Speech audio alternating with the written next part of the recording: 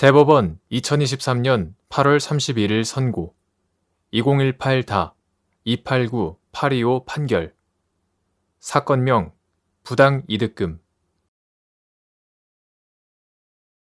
1. 운송인이 송하인에게 선하증권을 발행, 교부한 경우 송하인으로부터 배서의 연속이나 그 밖의 방법으로 실질적 권리를 취득하였음을 증명하는 자는 정당한 소지인으로서 선하증권상 권리를 행사할 수 있는지 여부, 적극, 및 송하인으로부터 담보 목적으로 선하증권을 취득한 자도 마찬가지인지 여부, 적극.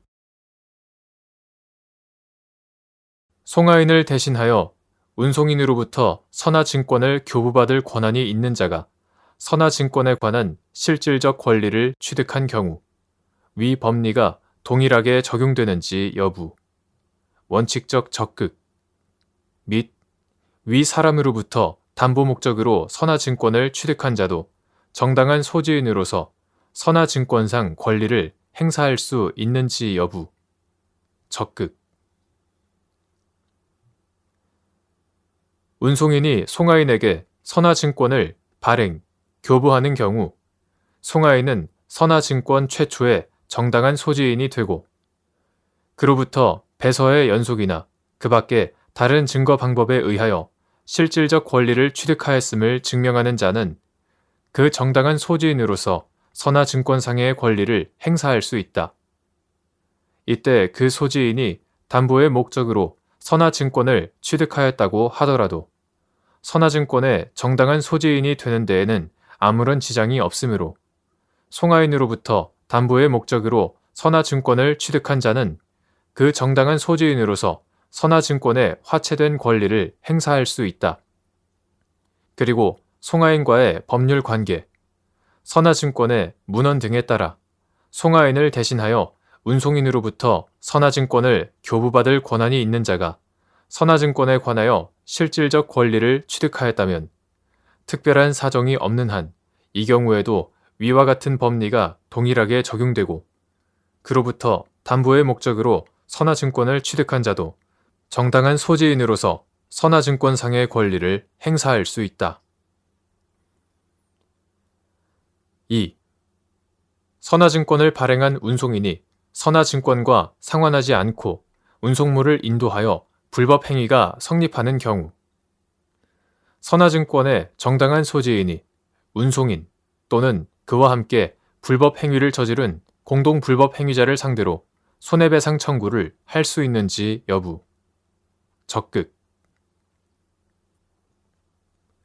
선하증권을 발행한 운송인이 선하증권과 상환하지 아니하고 운송물을 선하증권 소지인이 아닌 자에게 인도함으로써 운송물에 관한 선하증권 소지인의 권리를 침해하였을 때에는 고의 또는 중대한 과실에 의한 불법 행위가 성립하고 이때 불법 행위로 인한 손해배상 청구권은 선하증권에 화체되어 그 선하증권의 소지인에게 이전된다. 따라서 선하증권의 정당한 소지인은 선하증권과의 상관없이 운송물이 인도됨으로써 불법 행위가 성립하는 경우 운송인 또는 운송인과 함께 그와 같은 불법 행위를 저지른 공동 불법 행위자를 상대로 손해배상 청구를 할 수 있다. 3.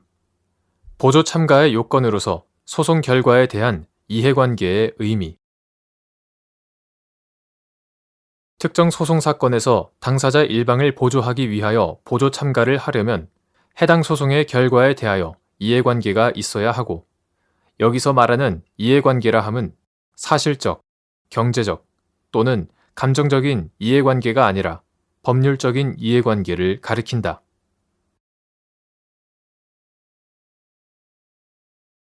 대법원 2023년 8월 31일 선고 2019-295-278 판결 사건명 건물 인도 등 유치권자가 민법 제324조 제2항을 위반하여 유치물 소유자의 승낙 없이 유치물을 임대한 경우 유치물의 소유자는 유치권의 소멸을 청구할 수 있는지 여부. 적극. 유치권자의 민법 제324조 제2항을 위반한 임대 행위가 있은 뒤에 유치물의 소유권을 취득한 제3자가 유치권 소멸 청구를 할 수 있는지 여부. 원칙적 적극. 유치권은 점유하는 물건으로서 유치권자의 피담보 채권에 대한 우선적 만족을 확보하여 주는 법정 담보물권이다. 민법 제320조 제1항, 상법 제58조. 한편 유치권자가 민법 제324조 제2항을 위반하여 유치물 소유자의 승낙 없이 유치물을 임대한 경우 유치물의 소유자는 이를 이유로 민법 제324조 제3항에 의하여 유치권의 소멸을 청구할 수 있다. 민법 제324조에서 정한 유치권 소멸 청구는 유치권자의 선량한 관리자의 주의 의무 위반에 대한 제재로서 채무자 또는 유치물의 소유자를 보호하기 위한 규정이므로 특별한 사정이 없는 한 민법 제324조 제2항을 위반한 임대 행위가 있은 뒤에 유치물의 소유권을 취득한 제3자도 유치권 소멸 청구를 할 수 있다.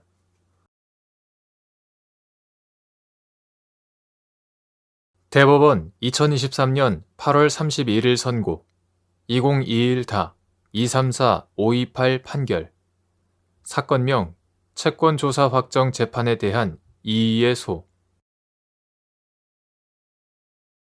1. 이의가 있는 회생담보권의 피담보 채권에 관하여만 집행력 있는 집행권원 또는 종국 판결이 존재하는 경우 채무자 회생 및 파산에 관한 법률 제174조 제1항이 적용되는지 여부. 소극. 채무자 회생 및 파산에 관한 법률 이하 채무자 회생법이라 한다. 채무자 회생법 제170조 제1항에 따르면 이의가 있는 회생채권 또는 회생담보권 이하 회생채권과 회생담보권을 구별하지 않고 사용할 때는 이의채권 등이라 한다. 이의채권 등에 관하여는 원칙적으로 이의채권 등을 보유한 권리자가 그 권리의 확정을 위하여 이의자를 상대로 채권조사 확정의 재판을 신청하여야 한다. 그런데 이의채권 등에 관하여 집행력 있는 집행권원 또는 종국 판결이 있는 경우에는 그 권리자는 곧바로 강제집행에 착수할 수 있었거나 기판력 있는 재판 또는 적어도 권리의 존재에 관하여 고도의 개연성을 부여하는 재판을 받았으므로 집행력 있는 집행권원 또는 종국 판결이 없는 이의채권 등을 보유한 권리자에 비하여 유리한 지위에 있다. 이에 채무자회생법 제170조 제1항 단서 제174조 제1항은 집행력 있는 집행권원 또는 종국 판결이 있는 이의채권 등을 보유한 권리자의 절차적 지위를 존중하여 권리자가 먼저 채권조사 확정의 재판을 신청하는 것이 아니라 이의자로 하여금 예컨대 청구 이의의 소나 채무 부존재 확인의 소 등과 같이 채무자가 할 수 있는 소송 절차에 의하여서만 이의를 주장할 수 있도록 규정하고 있다. 이의가 있는 회생담보권의 피담보 채권에 관하여만 집행력 있는 집행권원 또는 종국 판결이 존재하는 경우에는 그 권리자가 회생담보권 확정 절차에서 다른 회생담보권자보다 유리한 절차적 지위를 갖는다고 볼 수 없어 채무자회생법 제174조 제1항이 적용되지 않는다. 회생담보권은 회생채권 중에서 유치권 등의 담보권에 의하여 담보된 범위의 채권을 의미하므로 회생담보권으로 확정하기 위해서는 피담보 채권의 존부 및 범위뿐만 아니라 담보권의 존부 등에 대하여도 심리, 판단할 필요가 있기 때문이다. 2. 의료법인이 재산을 처분하거나 정관을 변경하려면 시도지사의 허가를 받아야 한다고 정하고 있는 의료법 제48조 제3항이 강행 규정인지 여부. 적극. 의료법 제48조 제3항은 의료법인이 재산을 처분하거나 정관을 변경하려면 시도지사의 허가를 받아야 한다라고 규정한다. 이는 의료법인이 그 재산을 부당하게 감소시키는 것을 방지함으로써 경영에 필요한 재산을 항상 갖추고 있도록 하여 의료법인의 건전한 발달을 도모하고 의료의 적정을 기하여 국민 건강을 보호 증진하게 하려는 데 목적이 있는 조항으로서 강행 규정에 해당한다.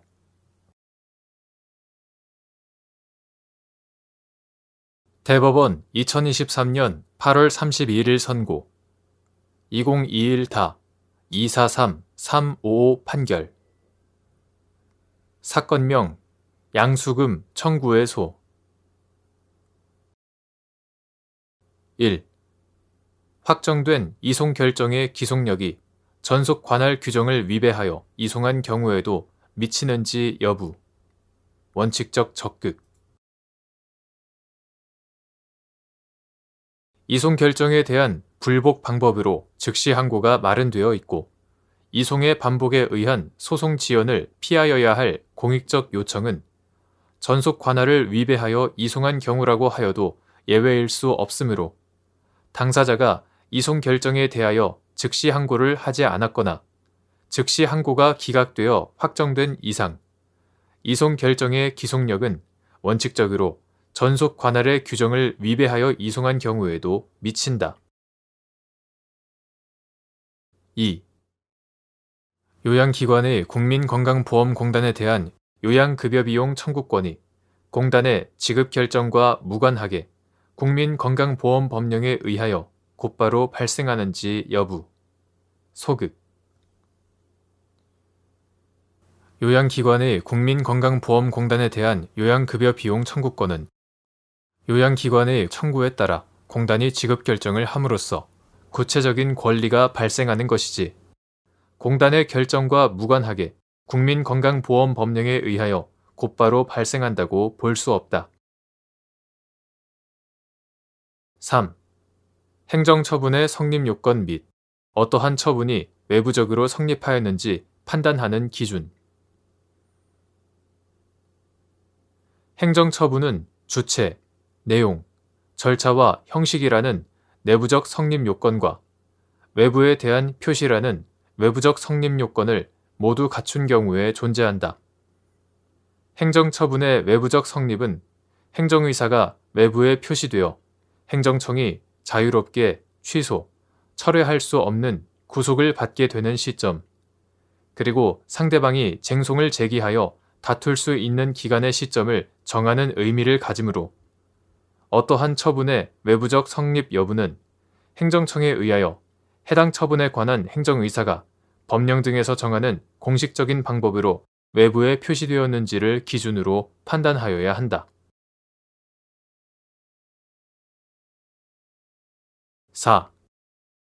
갑 병원의 개설 명의자인 을이 병은행에 갑 병원과 관련하여 을이 국민건강보험공단에 대해 가졌거나 가지게 될 요양급여 비용 채권을 양도하는 계약을 체결하고 공단에 채권 양도를 통지하였고 그 후 공단이 갑 병원이 의료법 제33조 제8항에서 규정한 의료기관 개설 기준을 위반한 것으로 확인된다는 이유로 갑 병원이 청구하는 요양급여 비용에 대한 지급 거부 처분을 하였다가 을이 제기한 행정소송에서 지급 거부 처분을 취소한다는 판결이 내려지자 판결 확정 전 병은행의 지급 거부 처분에 따라 지급하지 않았던 요양급여 비용을 지급한 다음 을에게 지급 거부 처분이 해제되었고 요양급여 비용을 병은행에 지급하였다는 내용을 고지하였는데 병은행이 지급 거부된 요양급여 비용에 대하여 민법에 따른 지연손해금이 발생하였음을 전제로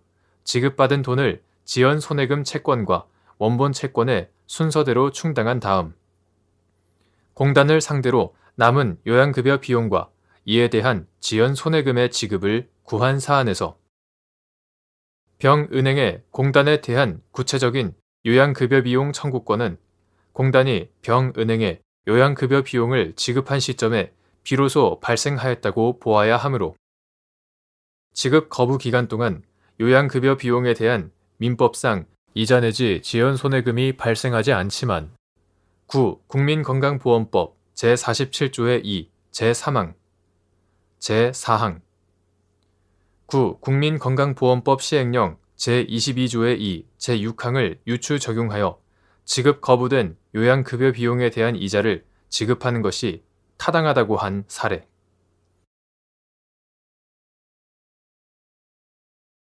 대법원 2023년 8월 31일 선고 2022-219427 판결 사건명 손해배상의 진료상 과실로 인한 손해배상 책임이 성립하기 위한 요건. 환자 측이 의료행위 당시 진료상 과실로 평가되는 행위의 존재를 증명하고 과실이 환자 측의 손해를 발생시킬 개연성이 있다는 점을 증명한 경우 진료상 과실과 손해 사이의 인과관계가 추정되는지 여부, 적극 및 여기서 손해 발생의 개연성이 증명되었다고 볼 수 없는 경우 진료상 과실과 손해 사이의 인과관계가 추정되는 경우에도 의료행위를 한 측에서는 환자 측의 손해가 진료상 과실로 인하여 발생한 것이 아니라는 것을 증명하여 추정을 번복시킬 수 있는지 여부, 적극 진료상 과실로 인한 손해배상 책임이 성립하기 위해서는 다른 경우와 마찬가지로 손해가 발생한 것 외에 주의의무 위반, 주의의무 위반과 손해 사이의 인과관계가 인정되어야 한다. 그러나 의료행위는 고도의 전문적 지식을 필요로 하는 분야로서 환자 측에서 의료진의 과실을 증명하는 것이 쉽지 않고 현대의학 지식 자체의 불완전성 등 때문에 진료상 과실과 환자 측에게 발생한 손해, 기존에 없던 건강상, 결함 또는 사망의 결과가 발생하거나 통상적으로 회복 가능한 질병 등에서 회복하지 못하게 된 경우 등 손해 사이의 인과관계는 환자 측뿐만 아니라 의료진 측에서도 알기 어려운 경우가 많다. 이러한 증명의 어려움을 고려하면 환자 측이 의료행위 당시 임상의학 분야에서 실천되고 있는 의료 수준에서 통상의 의료인에게 요구되는 주의 의무의 위반, 즉 진료상 과실로 평가되는 행위의 존재를 증명하고 그 과실이 환자 측의 손해를 발생시킬 개연성이 있다는 점을 증명한 경우에는 진료상 과실과 손해 사이의 인과관계를 추정하여 인과관계 증명 책임을 완화하는 것이 타당하다. 여기서 손해 발생의 개연성은 자연과학적, 의학적 측면에서 의심이 없을 정도로 증명될 필요는 없으나 해당 과실과 손해 사이의 인과관계를 인정하는 것이 의학적 원리 등에 부합하지 않거나 해당 과실이 손해를 발생시킬 막연한 가능성이 있는 정도에 그치는 경우에는 증명되었다고 볼 수 없다. 한편 진료상 과실과 손해 사이의 인과관계가 추정되는 경우에도 의료행위를 한 측에서는 환자 측의 손해가 진료상 과실로 인하여 발생한 것이 아니라는 것을 증명하여 추정을 번복시킬 수 있다.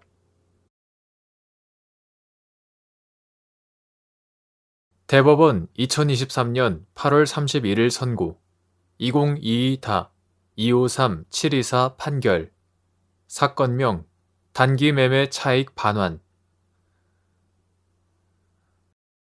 주권상장 법인의 내부자가 6개월 이내에 그 법인이 발행한 증권을 매도한 경우 6개월의 기간 이전에 이미 그 법인이 발행한 동일한 증권을 보유하고 있었더라도 매수와 매도의 수량이 일치하는 범위에서 단기 매매 차익을 법인에 반환할 책임이 있는지 여부, 적극 자본시장과 금융투자업에 관한 법률 이하 자본시장법이라 한다.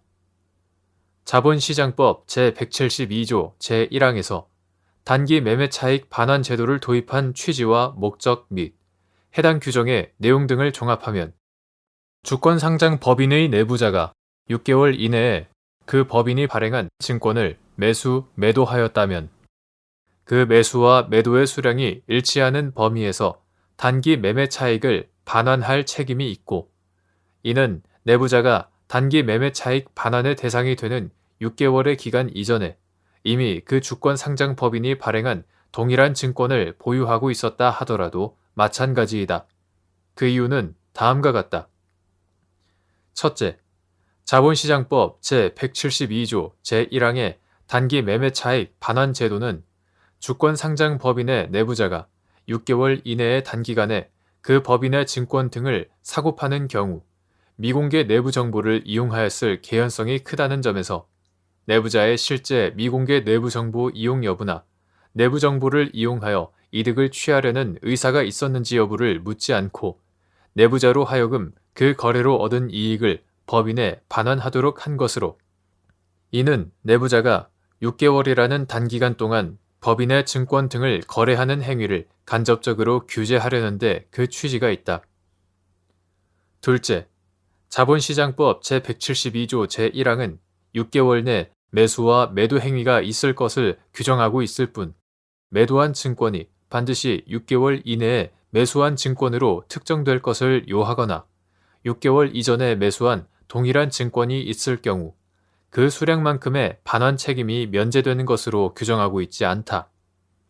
오히려 자본시장법은 매도 후 6개월 이내에 매수가 이루어진 경우에도 단기 매매 차익의 반환을 규정함으로써 매도, 매수의 대상 증권이 동일한 것으로 특정되지 않아도 그 책임을 인정하고 있다.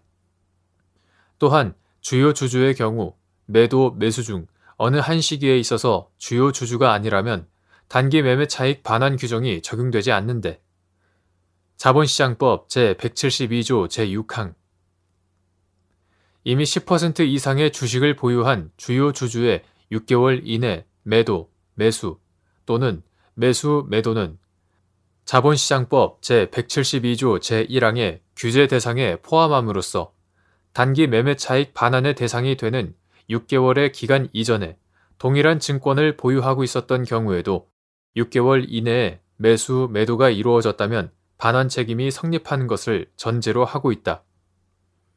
셋째, 6개월의 기간 이전에 이미 동일한 증권을 보유한 경우 단기 매매 차익 반환 책임을 인정하더라도 재산권을 사실상 과도하게 제한하는 결과를 초래한다고 보기도 어렵다. 즉, 6개월 이내에 단순히 매도만 있는 경우에는 단기 매매 차익 반환 책임이 성립하지 않고 매도와 함께 매수가 있어야 그 반환 책임이 성립할 수 있다. 단기 매매 차익을 산정함에 있어서도 6개월 이내에 매도된 증권과 매수된 증권의 수량 중 적은 수량에 한하여 반환 책임이 있을 뿐, 자본시장과 금융투자업에 관한 법률 시행령 제195조 제1항 매도된 증권에서 발생한 차익을 전부 반환하라고 하거나 매도한 증권과 6개월 이전에 매수한 증권과의 차익을 반환 대상으로 하고 있지는 않다.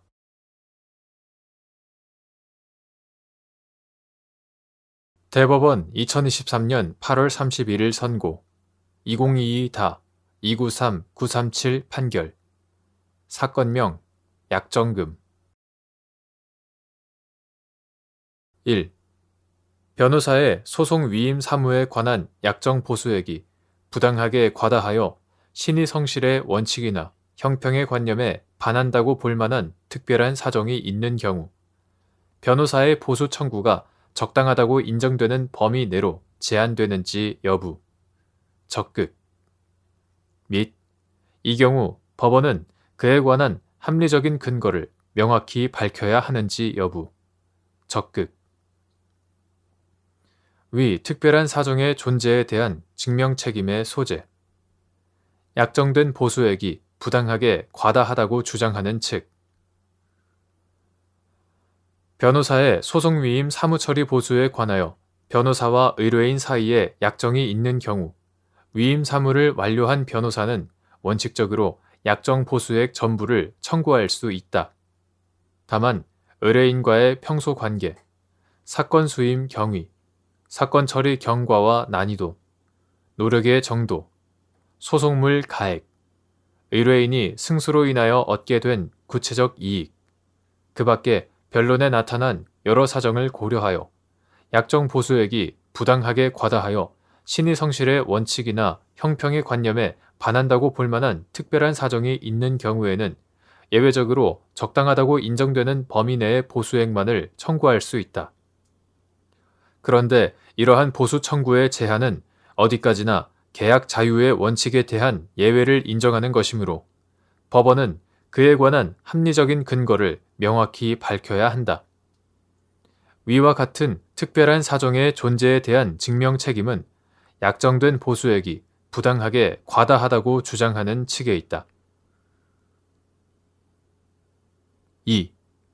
갑이 을을 상대로 이혼 및 재산 분할 등을 구하는 소를 제기하여 을이 병법무법인의 사건을 위임한 뒤 갑이 청구 취지 중 재산 분할 부분을 확장하여 을과 병법인이 성과 보수 조항에서 성과 보수를 승소로 얻은 경제적 이익가액의 5%에 해당하는 금액으로 정하고 재산 분할 청구에 대한 경제적 이익가액에 관하여 최종적으로 의뢰인에게 귀속되는 재산 가치의 합의라고 약정한 계약서를 다시 작성하였는데 이후 갑의 청구가 상당 부분 받아들여지는 내용의 판결이 선고, 확정되자 병법인이 을을 상대로 위 약정에 따른 성과 보수금의 지급을 구한 사안에서 재반 사정에 비추어 재산 분할 사건에 관한 성과 보수액을 약정액의 10%만 인정한 원심 판결에 법리 오해에 위법이 있다고 한 사례.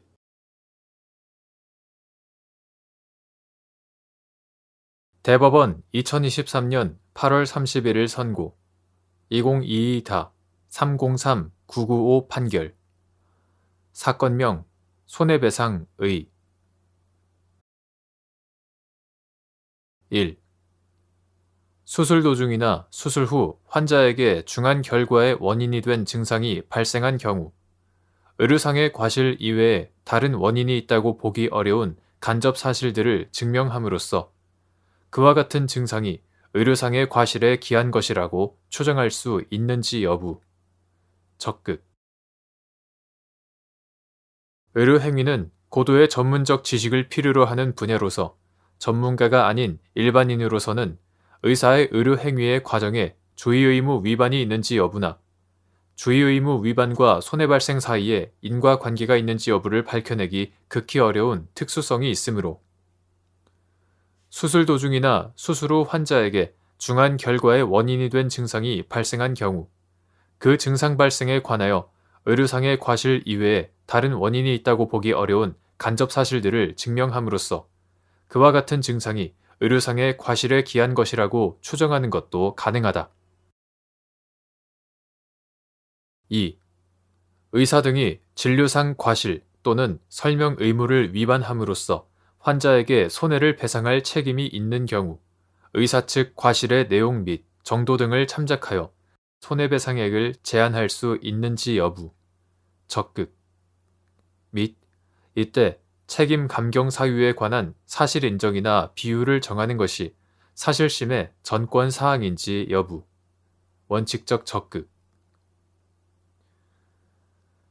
의사 등이 진료상 과실 또는 설명 의무를 위반함으로써 환자에게 손해를 배상할 책임이 있는 경우 그 손해배상의 범위를 정함에 있어서는 의사 측 과실의 내용 및 정도, 진료의 경위 및 난이도, 의료행위의 결과, 해당 질환의 특성, 환자의 체질 및 행태 등 재반 사정을 참작하여 손해분담의 공평이라는 손해배상 제도의 이념에 비추어 그 손해배상액을 제한할 수 있고 책임 감경 사유에 관한 사실인정이나 그 비율을 정하는 것은 그것이 형평의 원칙에 비추어 현저히 불합리하다고 인정되지 않는 한 사실심의 전권 사항에 속한다.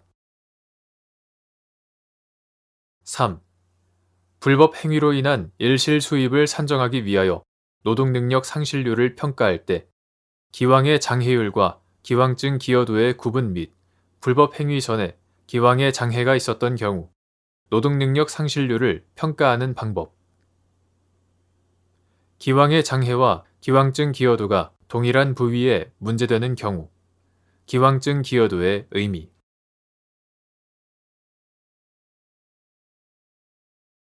불법 행위로 인한 일실 수입을 산정하기 위하여 노동능력 상실률을 평가할 때 기왕의 장해율, 즉 불법 행위 전에 가지고 있던 기왕증으로 인한 노동능력 상실의 정도는 기왕증 기여도, 즉 기왕증이 후유증 발생에 기여한 정도와 구분되는 개념이다.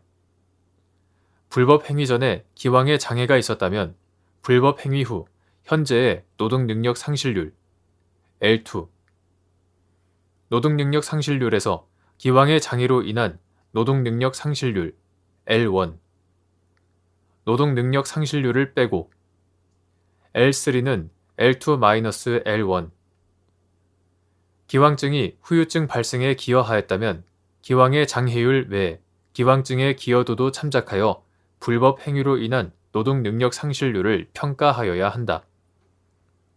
기왕의 장애와 기왕증 기여도가 동일한 부위에 문제되는 경우 기왕증 기여도는 기왕의 장애로 인한 노동능력 상실률을 제외하고 증가된 노동능력 상실률에 기왕증이 기여한 정도를 의미한다. 4.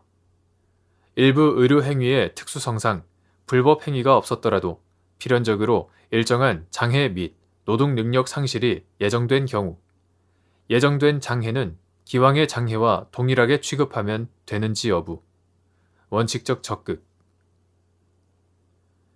일실 수입을 실제 소득에 의하여 산정하는 경우 실제 소득은 예정된 장애가 없었던 상태에서 얻고 있던 소득이라는 차이를 고려해야 하는지 여부 적극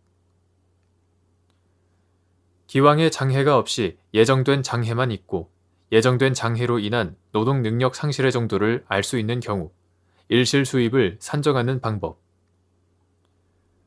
기왕증이 예정된 장애 외에 증가된 노동능력 상실률에도 기여한 경우 이를 참작하여 현재의 전신 노동능력 상실률을 산정하여야 하는지 여부 적극 추간판 탈출증 등을 치료하는 과정에서 의료과실이 없더라도 환자에게 척추 유합술이 필요하고 장애평가 기준에서 척추 유합술을 받은 상태 자체를 장애로 인정하는 것과 같이 일부 의료행위의 특수성상 불법 행위가 없었더라도 필연적으로 일정한 장애 및 노동능력 상실이 예정된 경우가 있다. 이와 같은 예정된 장애가 있다면 의료과실로 인한 불법 행위가 없었더라도 피해자의 노동능력은 그 예정된 장애로 일정 부분 상실될 수밖에 없다는 점을 고려해야 하는데 예정된 장애는 기왕의 장애와 그 성격이 유사하므로 특별한 사정이 없는 한 기왕의 장애와 동일하게 취급하면 된다. 다만 일실 수입을 실제 소득에 의하여 산정하는 경우 그 실제 소득은 예정된 장애가 없었던 상태에서 얻고 있던 소득이라는 차이를 고려해야 한다. 따라서 기왕의 장애가 없이 예정된 장애만 있고 예정된 장애로 인한 노동능력 상실의 정도를 알 수 있는 경우에는 현재의 전신 노동능력 상실률 L2 전신 노동능력 상실률에서 예정된 장애로 인한 전신 노동능력 상실률 L1 전신 노동능력 상실률을 빼는 방법으로 불법 행위로 인한 전신 노동능력 상실률 L3는 L2-L1 전신 노동능력 상실률을 산정하고 여기에 통계소득 또는 실제소득을 그대로 곱하는 방식으로 일실수입을 산정하면 된다. L3 곱하기 소득 한편 기왕증이 예정된 장애 외에 증가된 노동능력 상실률에도 기여하였다면 이를 참작하여 현재의 전신 노동능력 상실률 L2 현재의 전신 노동능력 상실률을 산정하여야 한다.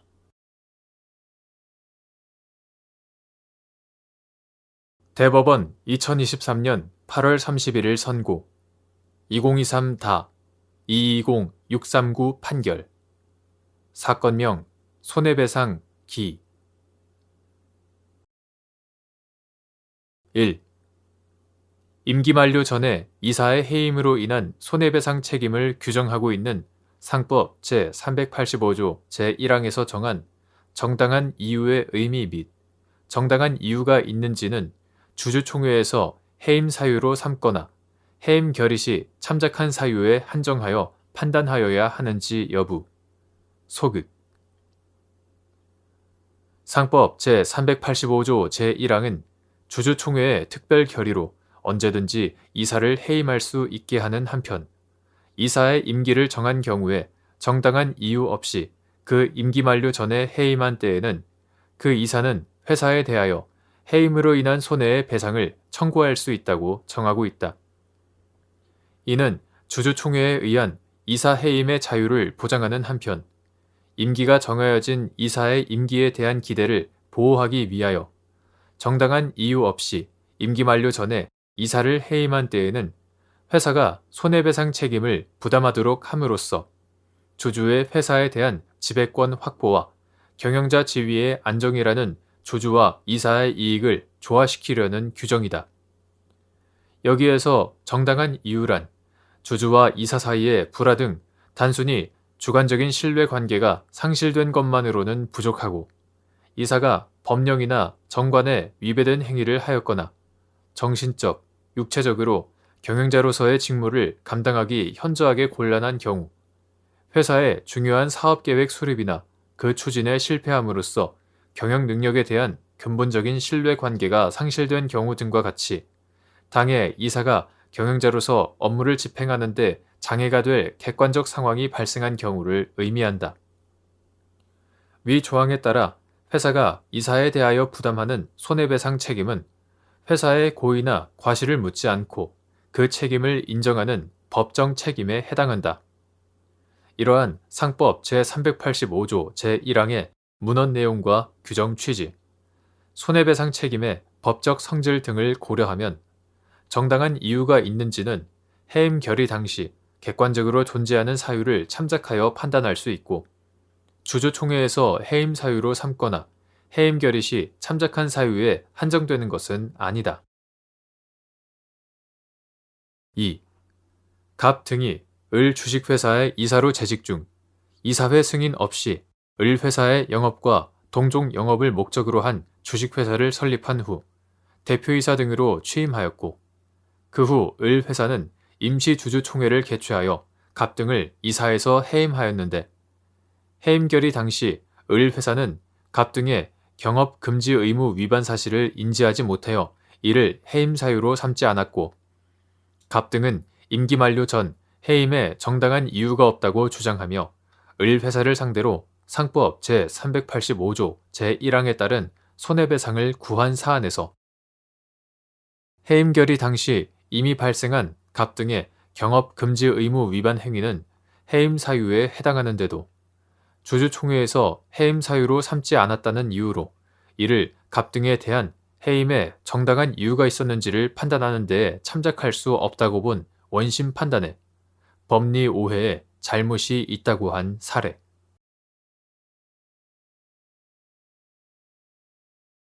대법원 2023년 8월 31일 선고 2023-224-327 판결 사건명 보증금 반환 1.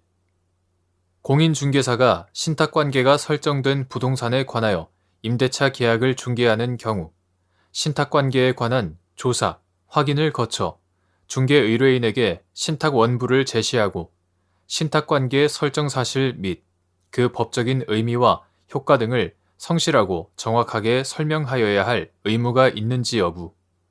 적극.